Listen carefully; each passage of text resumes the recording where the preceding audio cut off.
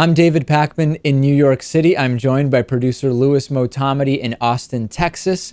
Yesterday, I came to you with new polling data from PPP showing that in several, at least possibly a minimum of 17 different House races, Democrats could take over those seats from Republicans, which has the potential to swing the balance in the 2014 midterm elections from Republicans to Democrats. I did admit to you that that is a liberal polling agency. So today we have now more polls, two new polls that support similar conclusions.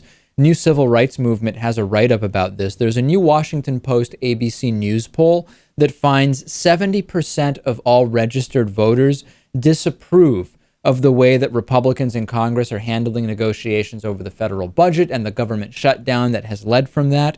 And there's also a Gallup poll which finds that in the last month, congressional approval has dropped from 19%, which is already really low, to 11%. Not significant in that Congress is unpopular. That we're pretty familiar with, Louis, but significant in that 8 points in a month is not nothing.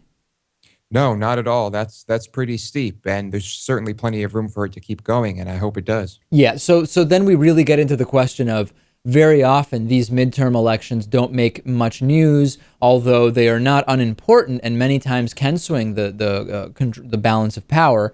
They often have lower voter turnout, as I mentioned yesterday, and just generally garner a lot less media coverage. We have a situation now where we can reasonably ask the question, will Republicans pay the price for the fact that in almost 4 years, John Boehner, as Speaker of the House, has passed fewer bills than Nancy Pelosi did in the first 100 days as Speaker of the House? Will the Republicans have to pay a price for Americans correctly assessing that they are indeed responsible for the government shutdown? Or, Louis, is it just too long, 12 months and 2 weeks away, for this to make a difference?